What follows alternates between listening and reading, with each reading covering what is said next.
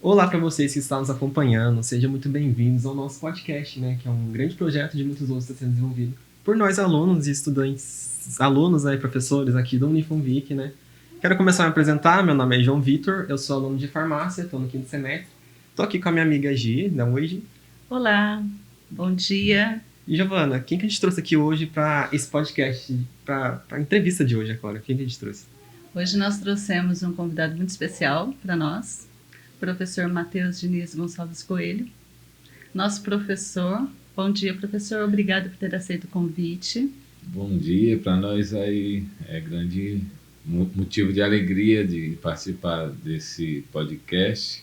Vocês são alunos muito especiais também. Obrigada. Obrigado. Professor Matheus, ele é graduado em farmácia. Ele também tem a habilitação em análises clínicas pela Universidade Federal da Paraíba.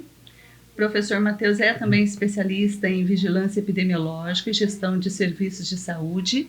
É mestre em farmácia na área de análises clínicas pela USP. E ele também é doutor na área de ciências de biotecnologia industrial também pela USP. Além disso, o professor Matheus, ele é professor, é docente aqui na Unifunvic, né? Ele leciona várias disciplinas, dentre elas parasitologia clínica, farmacologia, toxicologia. É nosso professor atual em toxicologia, não é, professor?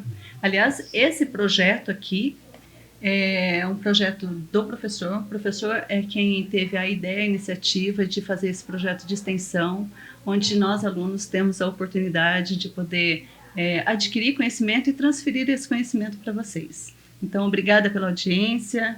E o professor, além desse currículo extenso, ele também arruma tempo para poder falar com a gente sobre treinar os alunos, não é? Para fazer artigos científicos de pesquisa. O professor, ele tem uma agenda bastante corrida, mas arruma tempo, né, professor? Isso. Dentro do possível, ele consegue aí auxiliar todo mundo. E é também coordenador de farmácia aqui no Unifunvic. É o nosso coordenador desde 2016 até os dias atuais. Espero que fique aí por bastante tempo, viu, professor? A gente tem muito o que aprender, não é, João? Com Exatamente, o currículo extenso aí, né, está aqui com a gente hoje para conversar um pouco, né, sobre esse tema, agrotóxicos, né, que é um tema, acho que pouco comentado aí, né. Bom, esse projeto, gente, é um projeto de extensão, né, que a gente quer levar para a população e a comunidade, né, o conhecimento sobre os riscos, né. A gente vai fornecer para vocês o conhecimento teórico, né, sobre o assunto através desse podcast. A gente vai falar sobre os riscos, sobre o que fazer em caso de contaminação, né, por agrotóxicos, é claro. E a gente vai falar também sobre o que fazer, né, em caso de emergência, que muita gente não sabe. Quero pedir para você que está nos acompanhando, gente, siga as redes sociais do Unifunvic, né. Lá vocês vão ter acesso a uma gama de conhecimento de vários assuntos relacionados à área da saúde. Garanto que vocês não vão se arrepender, lá tem vários assuntos. E outros vídeos que foram gravados por outros alunos que aqui estiveram, né? E quero pedir para vocês, compartilhem esse vídeo com amigos, familiares. Compartilhe com o máximo de pessoas possível, né? Quanto mais pessoas a gente atingir, melhor, né? Nosso intuito aqui é levar o conhecimento para vocês através, né, desse podcast e dos vídeos que foram gravados por outros alunos, é claro. Muito obrigado pela presença de vocês, por estarem aqui com a gente, acompanhando a gente no mesmo vídeo. Perfeito. Bom, pessoal, a gente vai aqui falar para vocês sobre os agrotóxicos, né? Que é um tema pouco comentado, como eu disse. Mas o que é? Vamos falar para as pessoas o que é agrotóxico. Pessoal, os agrotóxicos, eles são substâncias químicas, físicas ou biológicas que são utilizadas para controlar organismos considerados nocivos na agricultura, né? Como o quê? Pestes, pragas, doenças de plantas e entre outros, né? E, pessoal, eles são aplicados principalmente em lavouras, pastagens e até mesmo em ambientes urbanos e industriais, certo? O uso do agrotóxico, né, ele serve para proteger as plantações e garantir a produtividade. Porém, né, os danos causados por eles também podem ser nocivos tanto para os seres humanos quanto para o meio ambiente, né, e a biodiversidade. Nossa, e como, não é? É assim, quando a gente fala em danos, a gente não imagina o quanto isso é extensivo, não é, professor? Tem lá, né, por exemplo, a gente, como alunos de farmácia, a gente, claro que trabalha com medicamentos, sim, com substâncias, mas a gente não leva em consideração, a gente acaba esquecendo da abelhinha, que tem aquele mel, não é? Aquele mel que, se todo mundo consumisse uma colherzinha no café da manhã, já livraria bastante problemas na saúde. A abelha é comprometida, consequentemente a minhoca, consequentemente o pássaro, consequentemente o humano, porque perde muito com isso, e a biodiversidade de uma maneira geral. Né? Então, o risco para o meio ambiente é muito extenso. Né? Os riscos para a saúde, os riscos para o solo, para a água, né, João? Exatamente. Então, assim, é um cuidado que a gente, sim, tem que ter, né, professor? Quando a gente fala em água, por exemplo, a quantidade de vida aquática que se perde, não é, professor? É muito extenso. Então, assim, o solo, né? Os nutrientes, eles se rompem também, se perde. Aí a gente precisa abrir mão, lançar mão, né? Na verdade, desses usos aí extensivos que os agricultores, produtores têm feito, não é? Porque a gente olha pelo lado ruim, realmente os agrotóxicos são muito tóxicos, são nocivos, as substâncias que mais matam no mundo são os agrotóxicos, né? Seguido dos medicamentos, que a gente também está bastante envolvido nisso enquanto profissionais, futuros profissionais da farmácia, né? Mas tem um lado bom deles também que a gente precisa destacar e mostrar que é importante, porque a população humana cresce demais. Rapidamente. E para garantir sustento alimentar para essa população, o uso racional de agrotóxicos ainda é uma das alternativas que a gente precisa trabalhar, precisa gerir, né?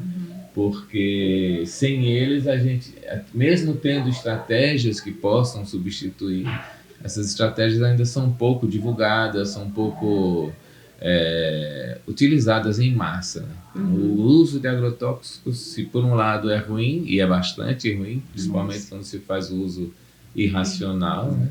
Inadequado, não é? Porque Exatamente. Tem ali no rótulo a quantidade específica, mas daí o produtor acha que ele vai ganhar tempo se ele aumentar aquela dosagem, né? Que não vai ter prejuízos assim consideráveis.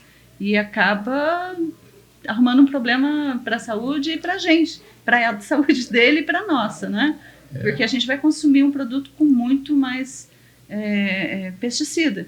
Mas ainda bem que existem órgãos para regulamentar isso, né, professor? Sim. Certo, João Vitor? Exatamente. Que tem lá... Quais são os órgãos, João Vitor? Existem 3 órgãos que regulamentam, né, o uso de agrotóxicos no Brasil, que muita gente não sabe, né, mas a gente vai ter a Anvisa, que a Anvisa está relacionada com a parte da saúde, né, Giovana? Da saúde. A gente vai ter o MAPA está relacionado mais à parte da agricultura, né? Exato. E o IBAMA ele está relacionado com o meio ambiente. Então, são esses 3 órgãos que regulamentam, né, o uso de agrotóxicos aqui no Brasil. E tem uma quantidade específica de uso, né? Não é assim aleatório. E a quantidade, ele é criado junto com a Organização Mundial da Saúde, porque existe um histórico de usos, né? Então, é uma pesquisa, não é aleatório isso, é uma pesquisa que já foi realizada dizendo qual que é esse limite de uso, né? Para não ser prejudicial. E o que acontece? Existem esse resíduo máximo permitido, ele é proporcional a miligramas por quilo de alimento, né? Ali, então, a pessoa tem que pegar no rótulo e fazer uso de uma medida consciente e responsável, não é, professor? Isso. Não dá simplesmente para ir lá e colocar a esmo, não é assim que funciona, porque senão ele vai infringir leis, inclusive, que regulamenta isso, não é? A gente tem as leis, por exemplo, de 14... por exemplo, eu tenho aqui as leis que regulamentam a pesquisa, a produção, a embalagem, a rotulagem, o armazenamento. E essa lei ela está fundamentada no número 14.785. Então, se você quer fazer uma coisa consciente, você tem que buscar esses órgãos, verificar os decretos, as leis que estão vigentes, porque o tempo vai passando, as leis serão substituídas, não é isso, João? Exatamente. Tem lei que uma substitui a outra. Sim. A população vai crescendo, né, professor, Sim. conforme o senhor disse, a população vai crescendo, os problemas também, e necessidade de alimentação também. Então, a gente precisa adequar bastante coisas. Então, esses órgãos estão verificando isso, certo, João? E no Brasil existe uma lei, né, que é a 10.833 de 2021. Ela atualizou, né, aquela lei a lei 4.074 lá de 2002, né, que trouxe o quê? Trouxe melhorias na legislação brasileira, justamente sobre os agrotóxicos, buscando que, principalmente, harmonizar essas regras, né, aqui no Brasil com as de outros países, né. Então, cada órgão da qual eu falei lá, né, eles são responsáveis por garantir, né, essa vigilância, né, do uso de agrotóxicos aqui no Brasil. Né? E também dos descartes, né? Usou, e o que vai fazer com aquele invase, né? Não é só descartar. Aquela embalagem. Isso, não é só descartar simplesmente lá e lá deixar, né? Existe uma outra lei de 9.974 de 2000, que substitui até uma lei anterior, que ela visa garantir a distribuição adequada das embalagens vazias. Elas determinam onde tem que ser colocado. Acabou, vou ali no terreno baldio e jogo ali, né? Não é assim que funciona. E se a pessoa fizer isso, se o produtor, se o homem lá do campo, a indústria fizer isso, vai arrumar problema sério na lei, né? Porque existem diretrizes para isso. Então a gente tem que seguir. É assim para a indústria também, não é, professor? Sim, mas aí nós temos alguns problemas que ainda persistem, e por isso que a gente está falando sobre esse tema, né? Porque apesar da lei falar que tem limite, que tem a quantidade exata, o que é que a gente observa no decorrer do tempo, principalmente nos últimos anos, nos últimos cerca de 4, 5 anos, nós tivemos um afrouxamento da lei. Apesar de ter lei que regulariza, tem uma atualização de lei, nós tivemos um afrouxamento no número de substâncias com propriedades agrotóxicas que estão sendo liberadas para uso no Brasil. Então, a quantidade de substâncias que foi liberada para uso no Brasil nos últimos anos aumentou significativamente. E aí, com esse aumento, a gente tem um aumento do risco para a população. Nós publicamos um artigo, fizemos um levantamento de 2009 a 2019 e publicamos no ano passado, se não me engano, na Revista Brasileira do Meio Ambiente, em 2022. Nós fizemos esse levantamento acerca do uso de agrotóxicos no nosso país e dos riscos, benefícios e alternativas para o uso dessas substâncias. O que fazer frente à grande quantidade e demanda por uso dessas substâncias? O que a gente observou com relação ao uso é que houve uma liberação de uma grande quantidade de substâncias, para além do normal observado no decorrer dos anos anteriores. E além disso, a gente observou que houve também liberação de substâncias extremamente tóxicas para serem utilizadas no país.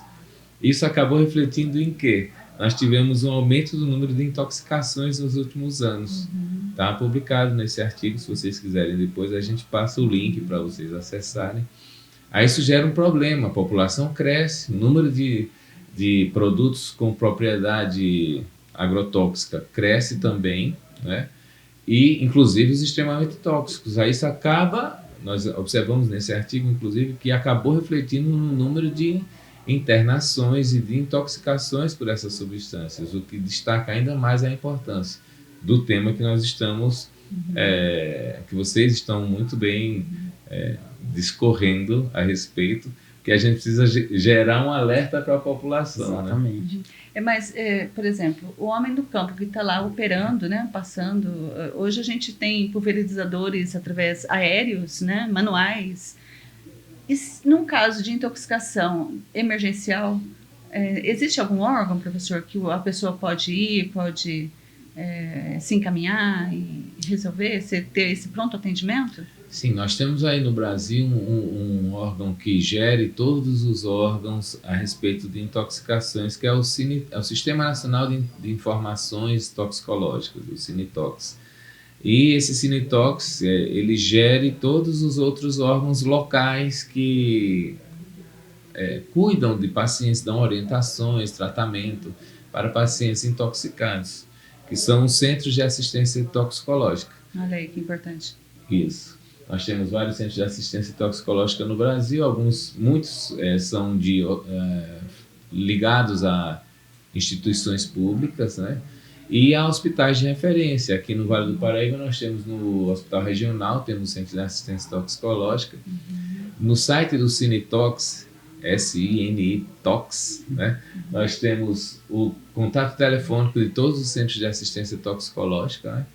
Então, uma eventual intoxicação, dá para ligar e por telefone perguntar e fazer a abordagem, tomar as orientações e muitas vezes encaminhar o paciente para o hospital de referência, né? Então nós temos lá o paciente intoxicado na zona rural de Caçapava, de Pinda, por exemplo. Esse paciente deve procurar um hospital de referência e, antes disso, ligar para um centro de assistência toxicológica. É outra coisa que a gente também pode colocar no final desse vídeo. Será colocado lá. Então, para aquele que tiver a dúvida, vai ter a oportunidade de pegar lá no final, tá bom? Agora, os problemas, a gente está falando, né, professor, que é extenso, mas o que é isso, por exemplo? O que as pessoas não sabem é que, por exemplo, existem sintomas. Como é que eu vou saber se eu estou sendo intoxicado? Você vai descobrir através dos sintomas. Que se tiver contato pela pele, você pode ter uma dermatite, você pode ter, se inalado, né? Você pode ter dor de cabeça, pode ter vômito, dermatite, né? Como eu falei, a lesão nos rins, não é? Exatamente. Pode ter doença de Parkinson, olha só. A longo prazo desenvolve doença de Parkinson, né? E além disso, ele tem outros sintomas agudos e crônicos. Os agudos, ele é muito a curto prazo, né? Ele apresenta fraqueza, cólica, alteração dos batimentos cardíacos, alergia, espasmos musculares, convulsões, né? Às vezes a pessoa desenvolve esse tipo e não sabe por quê, não é, João? Ainda tem a crônica que, a longo prazo, ele vai causar doenças neurológicas. Como isso é sério, não é, professor? Exatamente. Câncer, vários tipos de câncer. Nessa questão do câncer, desculpa eu interferir, é que tem um dos agrotóxicos muito utilizados no mundo, só para a gente ter uma ideia dos riscos que a gente sofre no dia a dia, até decorrentes de uma alimentação desregrada, né? Porque os agrotóxicos, eles chegam para a pessoa que habita a região urbana, não é através de contato direto. Na zona rural, quem usa o agrotóxico, quem aplica o agrotóxico, ele vai respirar, ele, mesmo tendo EPIs, às vezes ele não usa de forma adequada, ele tem exposição na pele e tudo mais. Mas e nós que estamos na região urbana, a gente está livre disso? Porque a gente não usa o agrotóxico que está lá na natureza, né? Mas tem um detalhe. Por exemplo, agora a gente está enfrentando uma pandemia, de dengue, né? Que, assim, está em todo canto e tal. E passa agora com menos frequência, mas tinha aquela incidência do carro, né? Passar o fumacê, né? Sim. Que passa soltando. Aquilo também, tudo bem, que é um efeito menos agressivo, né? É mais agressivo para a mosca, que tem que ser. Sim. Mas das larvas e tudo, né? Desses insetos. Certo. Mas para a gente, então, isso não é tão preocupante, né, professor? Seria mais para quem está no carro, por exemplo. A pessoa que vai aplicando o medicamento, a substância tóxica que está ali o tempo inteiro na população, ele vai com o carro, ele vai aplicando. Esse profissional, ele sofre mais risco. Profissional da área da saúde que está fazendo o procedimento.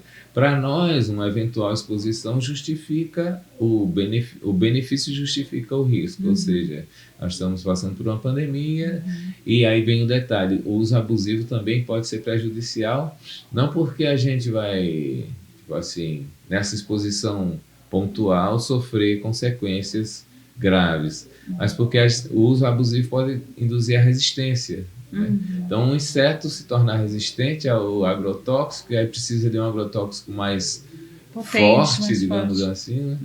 Ou de fazer reaplicações em concentrações maiores. Então, quem está na ponta produzindo, aplicando agrotóxico na natureza, pode sentir essa necessidade, identificar essa necessidade de fazer um uso abusivo. O risco está aí, né? De quem está tendo contato ali, né?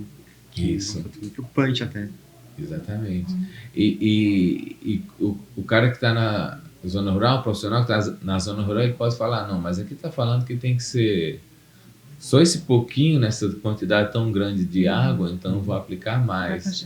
E aí ele se expõe ao risco e esse risco é transportado, né? Levado para quem está na zona urbana, que vai consumir um alimento talvez com a maior quantidade de resíduos, né? É bem provável que isso aconteça.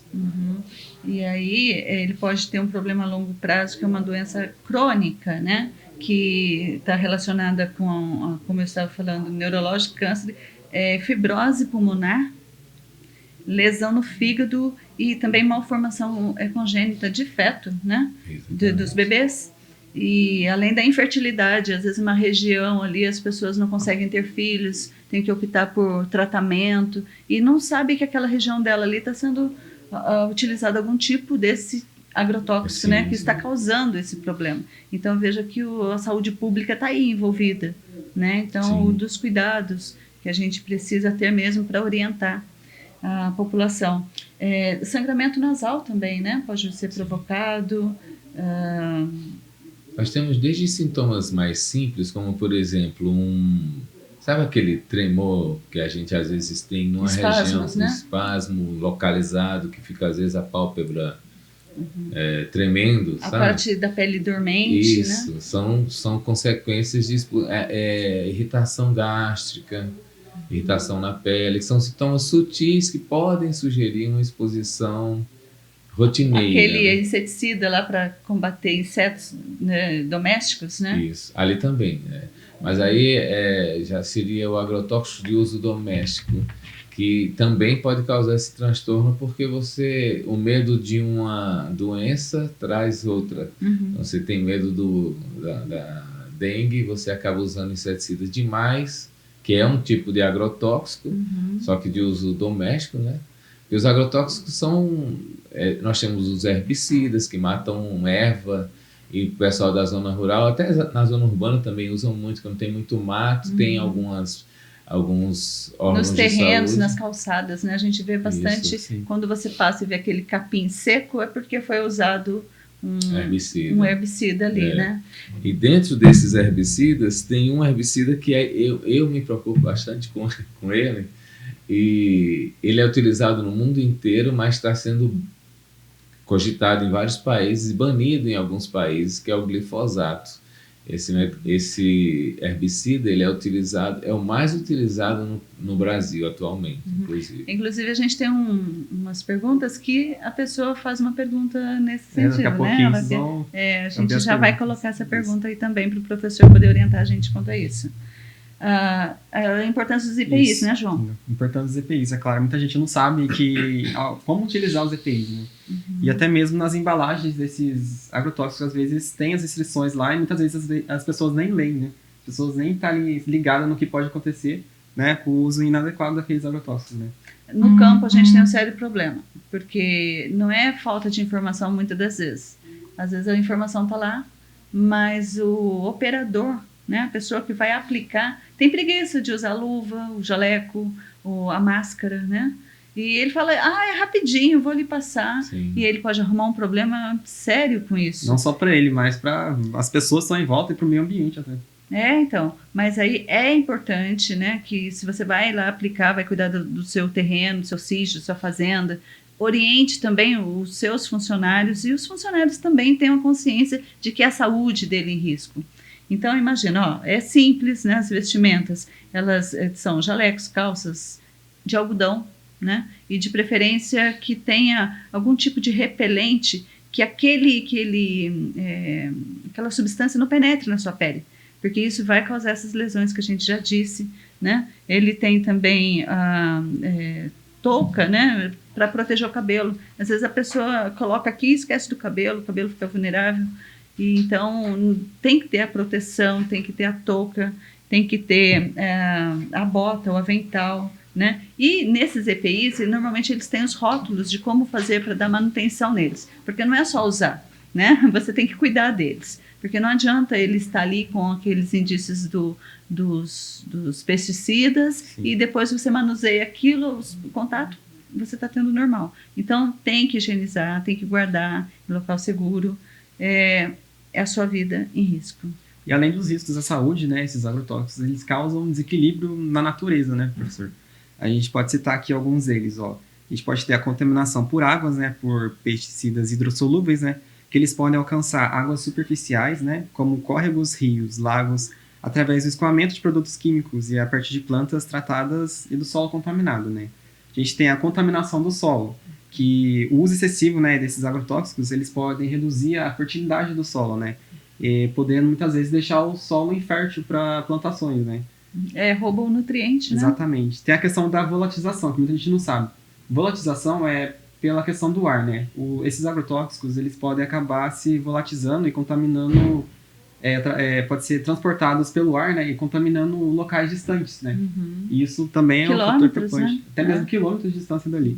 A gente vê em regiões, por exemplo, que cultivam banana, cultivam soja, cultivam milho, cultivam palmito, né? Eles vão com aqueles aviões e soltam aqueles inseticidas lá, assim no ar, né? Aéreo. Então, o que acontece? Isso, toda aquela região ali pode desenvolver, assim, problemas. É interessante essa questão dos inseticidas aéreos, porque existem tecnologias que podem reduzir essa abrangência do uso do inseticida, né?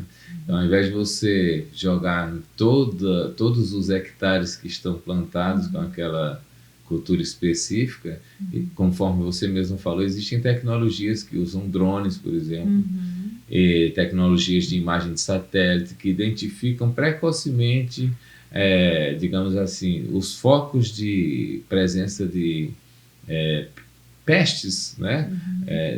Desses insetos ou de ervas que estão nascendo que vão prejudicar o crescimento da cultura. Então você consegue identificar precocemente e o drone vai lá, identifica, ele faz uma microaspersão do agrotóxico só naquela região afetada e você Olha que legal essa dica. diminui a possibilidade, só que envolve o quê? Investimento. Nós precisamos que o produtor rural ele tenha esse conhecimento. Ele tem incentivo também, incentivo, né? Aí o pessoal do Ministério da Agricultura ajudando aí o pequeno, médio, grande, porque começa lá, né? A nossa alimentação, a nossa saúde começa no campo.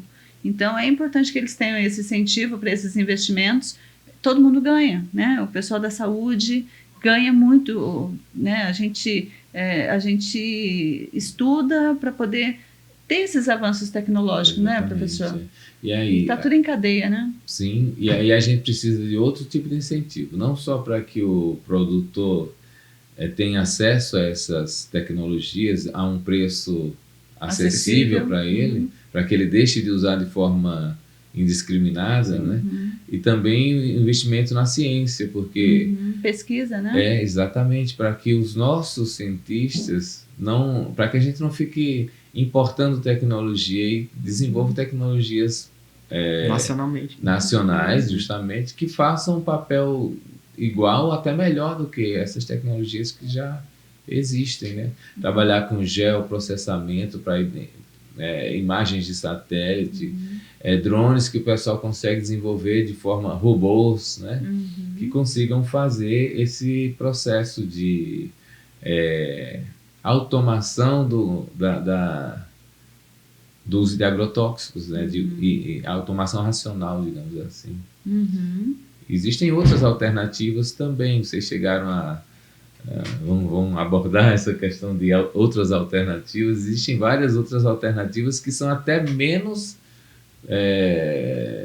impactantes do que o uso do micro do agrotóxico, né? Como, por exemplo, o uso de alguns predadores naturais, né? Eu cito o exemplo aí da cultura do cacau. Tem uma praga, deixe-me ver aqui, que é a cochonilha rosada. A cochonilha rosada não existe combate convencional, não existe nada que seja utilizado para matar essa cochonilha rosada. Mas existem países que utilizam a joaninha predadora. Então você cria a joaninha, populações de joaninha, e na plantação de cacau que tem a praga da cochonilha se estabelecendo, então você vai consegue lá e solta uma quantidade delas de joaninhas, e assim, atrelando com a tecnologia, você consegue identificar quais são os focos e você consegue trabalhar com uma quantidade até menor de... um manejo próprio para aquela área. Sim, com uma quantidade menor de joaninha predadora, porque você não precisa jogar toneladas daquele... Olha aí, a natureza, nosso... Agradece a natureza. Então, existem... Então, vamos responder as perguntas, gente, né, mandaram algumas perguntas pra gente lá na íntegra, né? A gente vai responder aqui todas elas. Juntamente com o professor, né, que está aqui presente com a gente. A gente vai pedir a ajuda e auxílio do professor. Exatamente. Bom, pessoal, vamos começar respondendo aqui, ó. @Marcos Paulo mandou uma mensagem pra gente aqui, uma pergunta. Por que os produtores utilizam os agrotóxicos mesmo sabendo dos riscos existentes? Aí aquilo que a gente já até havia comentado, não existe ainda um investimento tão significativo nas estratégias alternativas. Existem estratégias alternativas, mas ainda nem se sabe se a gente abolir 100% dos agrotóxicos, trabalhar só com as alternativas, se a gente consegue garantir o quê? A segurança na produção de alimentos para toda a humanidade. Existem perspectivas que falam que nós, em breve, se não me engano, até 2030, mas aí eu acho que não vai chegar exatamente 2030, chegarão épocas que vai ter mais gente do que alimento produzido. Né?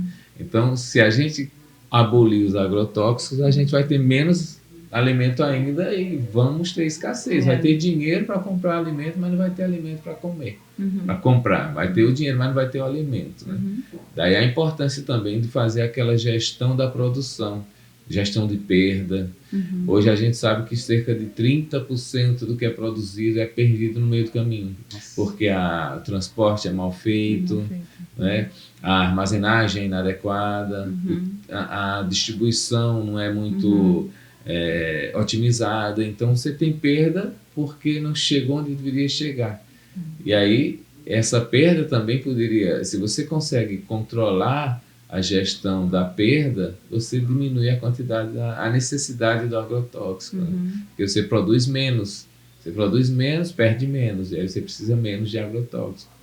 Né? Mas é algo que é fundamental, você precisa ter ainda agrotóxico enquanto a tecnologia não chega no ponto de desprezar essa necessidade.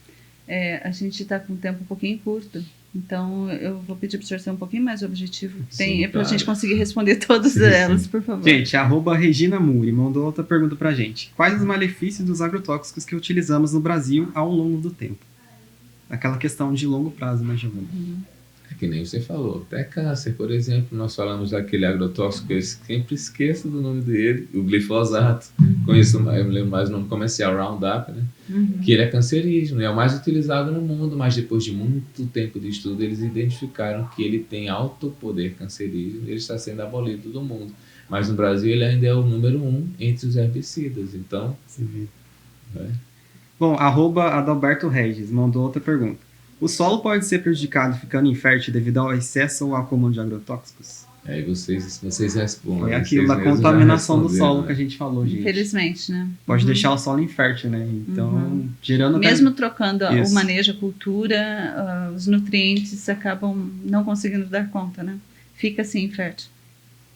Outra pergunta aqui, @Magnus Roberto. Que tipo de agrotóxicos utilizados no Brasil?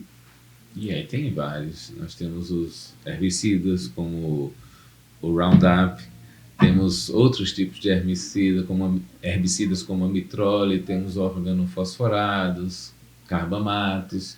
Todos eles têm a sua aplicação. Por exemplo, os carbamatos são muito utilizados com os herbicidas para ervas daninhas que podem prejudicar a produção. E vários outros, mas cada um com o seu mecanismo de ação e com o seu risco de induzir graves danos para a saúde de quem se expor. @Dona Fer, ela deixou uma pergunta aqui. Quais os principais malefícios que os agrotóxicos trazem para a nossa saúde? E os malefícios, quais são? Os malefícios são diversos, né? Desde que nem você falou, a questão do câncer, a questão... tem doenças... Aí depende se é a curto ou a longo prazo, não é? Sim, a curto prazo as doenças agudas, a longo prazo as crônicas, né? Como essas que a gente falou aí, que envolve desde lá da infertilidade, né? Mutagênese, câncer, infertilidade. Tem aquela questão que eu vou trazer aqui, que foi abordada em aula, que é a questão do paraquat, lembra? Da questão do pulmão, que o paraquat causa no pulmão, aquelas perfurações. Dano no pulmão. Exatamente. E existem até estudos que falam assim, o que é que eles podem causar que a gente ainda não sabe? Porque são substâncias extremamente tóxicas que mesmo... Existem estudos que tentam demonstrar que mesmo em condições mínimas, em concentrações mínimas, o risco persiste. Então, é algo que ainda está sendo estudado para além do que a gente já sabe, que já é demais em termos de risco. Né? Bom, @Denis Ribeiro. Qual a importância dos agrotóxicos nos alimentos? Ainda já respondeu. Aquela questão da produtividade, né? Que Isso. tá ligado.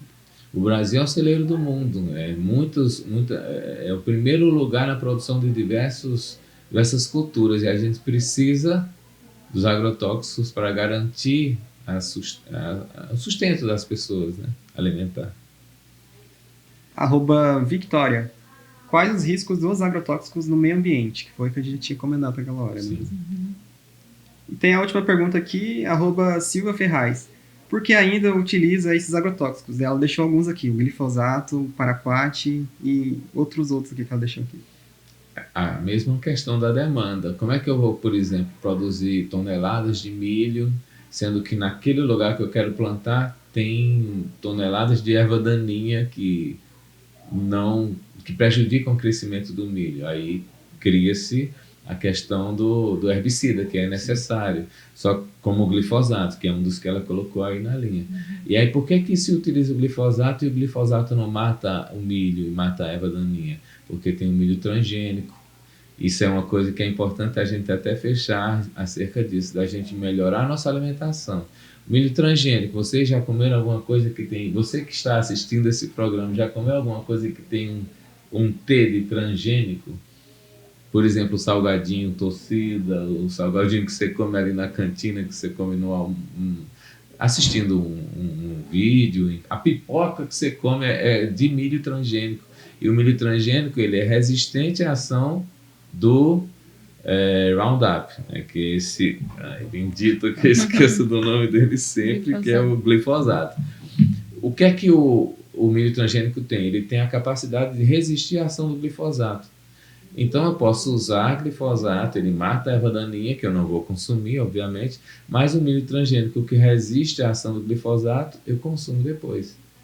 Existem quantidades que vocês mencionaram na legislação que dizem assim, olha, quantidades mínimas são aceitáveis, mas de mínimo em mínimo, de transgênico em transgênico, né? Eu vou ter problemas crônicos a respeito disso. Então, eu deixo assim, como a minha consideração final é: alimente-se de forma saudável. Existem alimentos que são os orgânicos, por exemplo, que você deve, de preferência, buscar consumir.